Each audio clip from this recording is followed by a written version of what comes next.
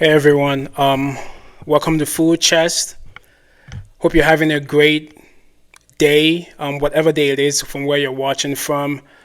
Like always, if you like the content, I appreciate you if you like, comment, subscribe to the channel. Send the link to your mother, your father, your brother, your sister, your uncle, your aunt, your in-laws, even your internet in-laws. You know what I'm saying? Send it to them. Let's get some engagement. Let's get some discourse going on the channel. Let's get some conversations happening. And let's grow the channel. Thanks again for tuning in today. And we're going to dive into some interesting things about, some current affairs, some politics, African politics for today. And if you follow African politics or you follow current affairs in general, you must have heard that three West African countries, Burkina Faso, Niger, Mali, have, as of last month, decided, and this started about, back in 2024, the ending of 2024, they were suspended first, but the official withdrawal from the ECOWAS bloc happened about January 29th. Of 2025. They decided to leave. As we know, Burkina Faso, for example, has been a country that everyone has been watching. President Ibrahim Traore has been doing some things which a lot of people feel it's great for Burkina Faso. So he's been sort of like a celebrity in the continent and outside the continent as well. So Burkina Faso is among the countries, including Niger and Mali, who have officially left ECOWAS. Now, what does this mean for the ECOWAS bloc? What does this mean for the countries that have left? Is this the right move that they've made? How does this affect the citizens? What are the economic, the political, and other ramifications that might come about them leaving? And again, what does the future of these countries look like as independent states forming their own alliance, which is what they have done? This is some of the things we're going to dive into as we discuss today. But before, just to give you a brief background of what's been going on in this country, just watch this. Ibrahim Traore was the first to receive a new biometric passport, marking what many believe is an exciting new era for the so-called alliance of Sahel states, Burkina Faso, Niger, and Mali. It's been widely seen as another step towards the economic integration of Burkina Faso, Mali, and Niger, who recently pulled out of a major regional political and economic bloc. The leadership in the three countries believed they weren't getting enough benefits from the bloc and were better off forming a partnership that was designed for their own needs. In the Burkinabe capital, Ouagadougou, many can see the logic behind this decision. Our logic of economic sovereignty has led us today. So now, as you saw from that clip, what's been going on, there's mixed reaction, there's happiness within these countries, and people, I believe that when something is new, right, everyone is excited about it. Everyone wants it to go because this is a new move, it's a huge move, and it's a huge shift within the African landscape, especially within the West. So, the excitement is going to be there.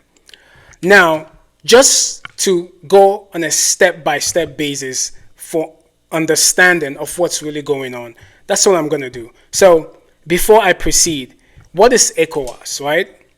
So for most of us that don't know, now if you went to school in any West African country, ECOWAS was drilled down your ears in social studies and other courses.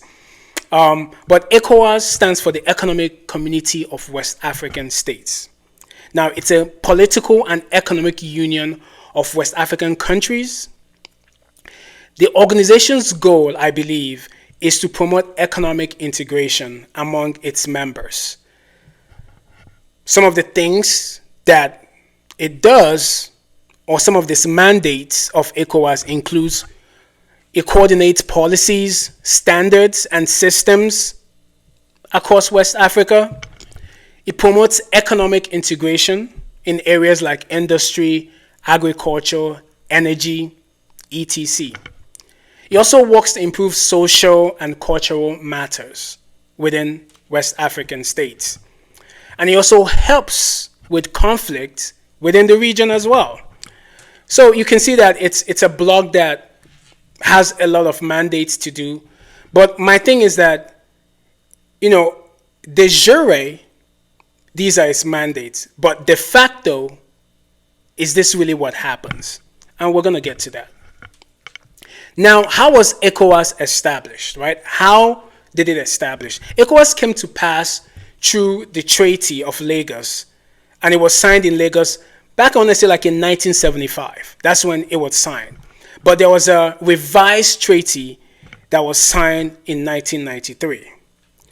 Now, like I mentioned, ECOWAS is a West African bloc, so of course it mostly comprises of West African states, just like you have SADC and other blocs, SADC, South African states and things like that.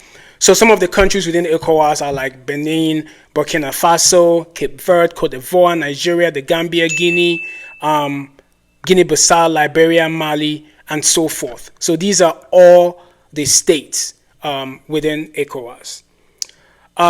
So now that now you have a background of ECOWAS, the next thing is to kind of look at I want to say look at some of the things that are happening currently in ECOWAS, which of course is this new situation of countries leaving ECOWAS. So in 2024, the military governments of Niger, Burkina Faso, and Mali jointly announced their withdrawal from the bloc. And the reason why they announced their withdrawal was because they were suspended due to military takeovers within the countries. Now, I'm going to get, as I go, you will understand why they were suspended, which is as a result of what ECOWAS stands for. All right. So now, after coming into power, like the juntas of Niger, Mali, Burkina Faso announced that they were leaving ECOWAS. Now, when they announced they were leaving ECOWAS, they didn't just leave. Rather, they created their own alliance. Now, this alliance is called the Alliance of Sahel States. And the Alliance of Sahel States have military cooperations with other countries as well. The US, France, Russia. Although I heard Burkina Faso is kind of driving the French army out of their countries. But Sahel states, Sahel meaning that these countries are within the Sahel region of West Africa. Now, they are not only the Sahel states, but there are categorizations of Sahel states, right? And these three countries are not the only Sahel states, right? Nigeria is also a Sahel state. I believe Senegal is also a Sahel state because they are close to the Sahel desert. Now, the thing is that since they have announced leaving, now, what are the effects of them leaving? What are the effects of these countries leaving? Now, I want you to put something in mind, right? These countries, and this is not to throw shade on them, right? These countries are known as some of the poorest countries in Africa and in the world at large, right? That's one. Another thing is that these countries are landlocked countries. Keep that in mind as we proceed. Now, what are the effects of them leaving? One effect that I like to highlight of them leaving that I believe it's kind of moving us backwards, it's regional integration. Because them leaving is gonna definitely slow down regional integration.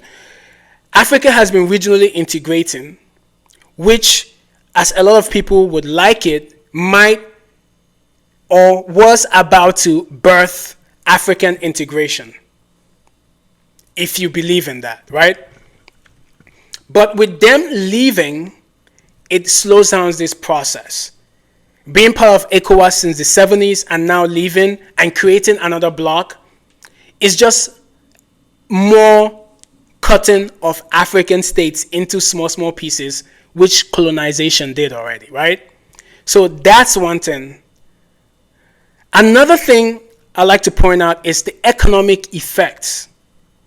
Now, why three landlocked countries like I mentioned, which means landlocked meaning that they are entirely surrounded by land. And so these countries don't have direct access to the ocean. And since they don't have direct access to the ocean, it does affect trade. So that's one economic effect. Another thing is that, like I mentioned, these are some of the poorest in the world. Now, why they would leave an organization, ECOWAS, that was established like to foster free movement of people, goods, and capital across the West African region, it's mind-boggling. And you can be like, what are they doing? Why would they even do that? Like, ew, you know? That's what you would think. Because it makes no sense looking at it. And again, another thing when it comes to economics and the economic impact of it is that, as we all know, West Africa is one of the most difficult places to do business in. This is because of the road conditions, terrible infrastructure, and other thing that makes it difficult to do business in West Africa. But again, things are improving. Things are really improving with globalization and other things. Things are becoming better, and it's getting better to do business in these countries. But again, we have to mention the fact is it is still difficult to do business in these countries. So the economic effect is huge for these three landlocked, poor countries. Another thing is these countries, because they were landlocked, depended a lot on regional trade. I'm going to repeat that. They were dependent a lot on regional trade. And what does this mean? This means that due to poor industries, these countries, they import most of what they consume from West African global markets. And this includes China as well. So, cement, petroleum, cars, textile, wheat, rice, plastics, almost everything sold in the markets in these countries and other cities are produced elsewhere within West Africa. And sometimes these places are far away from these Sahel countries. And when it comes to most of their imports from the ocean, these countries rely on the port of Guinea within the Gulf of Guinea. So not only is economic internationally affected, regional trade and regional economics of these countries are also affected. What does this mean as well? So this also means that them leaving will mean that there's going to be a reintroduction of tariff barriers, which is another economic impact on them. So without free access to, say, the ports of Cotonou, Lomé, Abidjan, or Tema, the Sahelian imports are going to be very much expensive. And these ports belong to states within the bloc that they're leaving. So with the reintroduction of these tariffs on their imports, it's going to make their imports way more expensive, all because they want to leave the bloc. Now, another thing is also the movement of people. So, leaving ECOWAS and its free movement protocol, which ECOWAS has in its article, has catastrophic consequences for these countries, right? Because millions of Sahelian citizens who live or who wish to migrate to coastal cities, to migrate to places for better opportunities, to migrate to countries for them to sell their products, their goods, and all that stuff, is going to be somehow restricted. It should be restricted because they're leaving the bloc. So that's another thing. Now, another thing that impacts them as well is, I want to say, like, there has been long trade relationships that have been formed by businessmen, businesswomen, that do businesses with other West African states. And these relationships and networks have been formed for a long decades ago. So all these are going to be cut off, which is going to directly, indirectly impact the population, the citizens, the people who do businesses are definitely going to be impacted by this.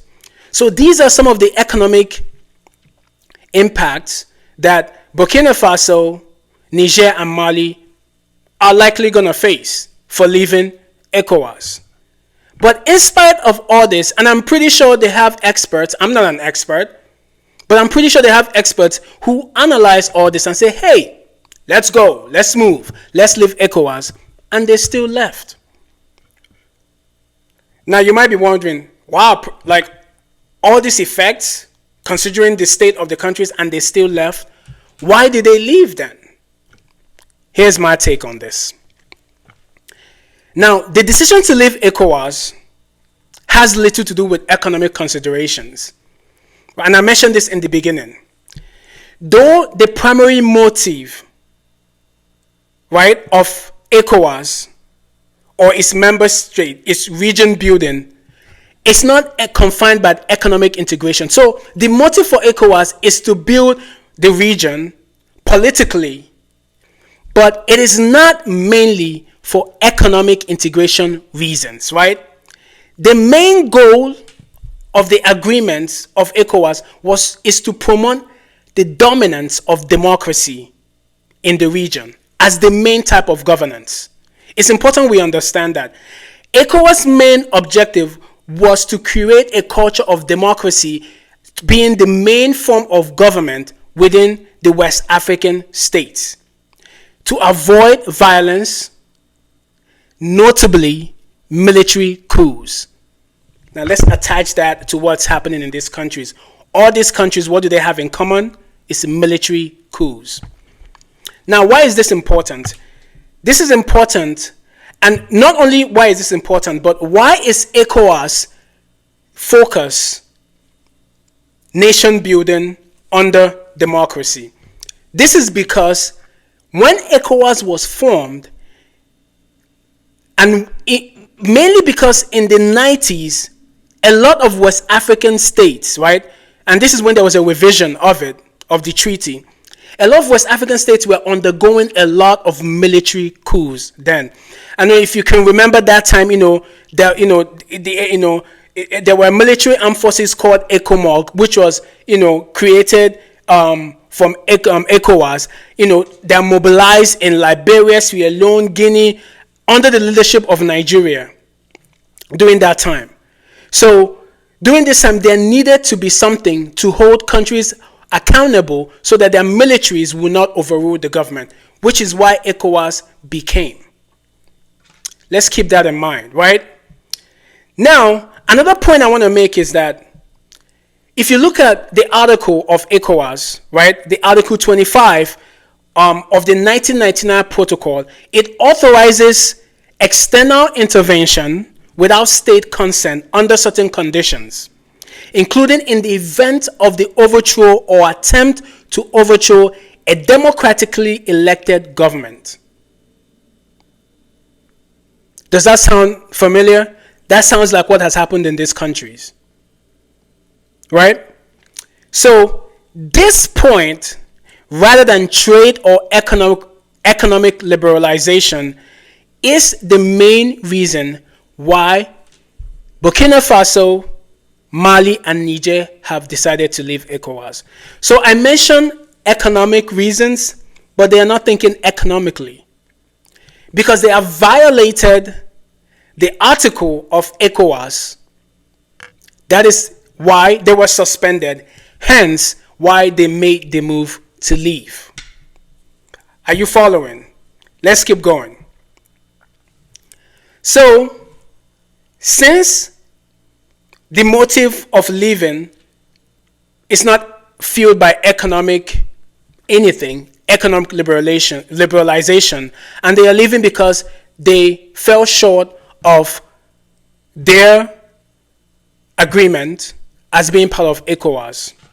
Are they wrong for leaving? Are they right?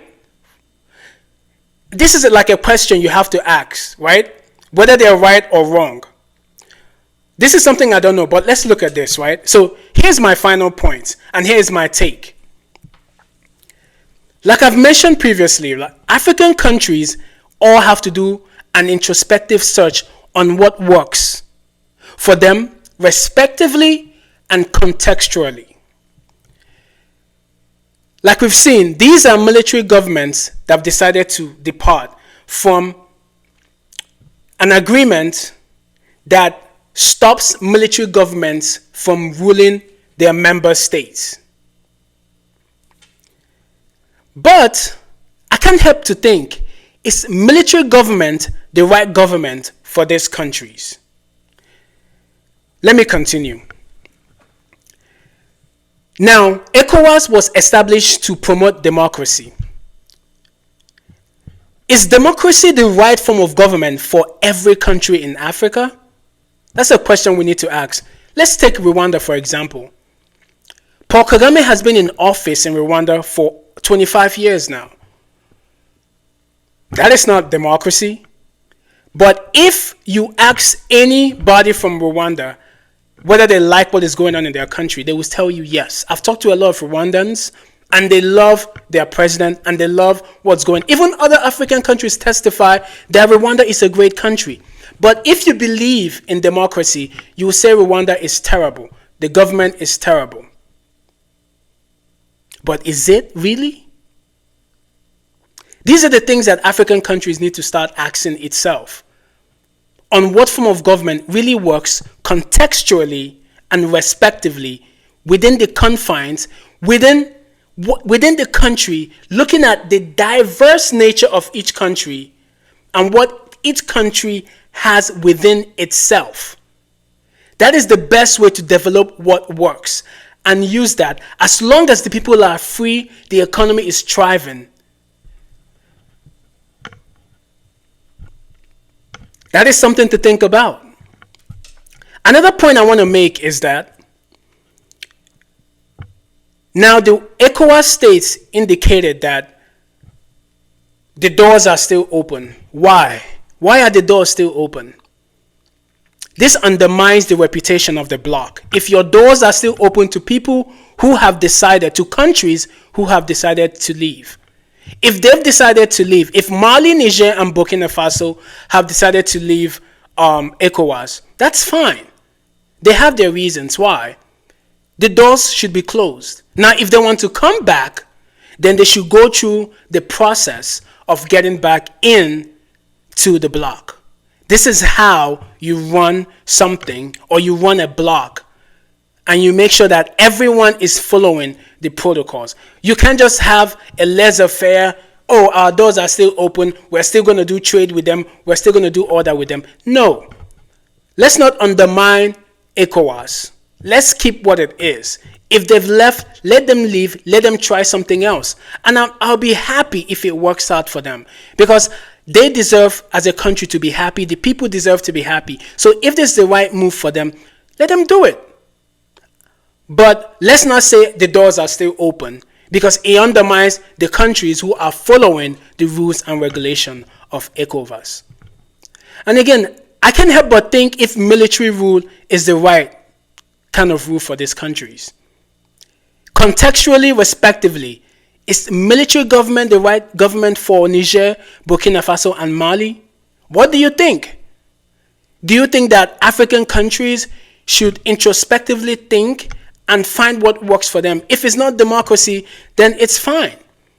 One of the things I think that the dependence on outsiders have made a lot of African countries rely on democracy as the best form of government. Maybe it's not. Maybe it's time African countries look within themselves and really find out what works for them and go with what works for them. And I think that is the move that Burkina Faso, Mali, and Niger have made. So let me know your thoughts. Do you think that military rule might be good for some countries within Africa? Should other Africans find out what works for them? Should other African countries, I mean. Please share your opinion, share your comments. Let's have the discourse. And again, please, if you love the information, subscribe, comment, and until next time, this is Full Chest. Peace.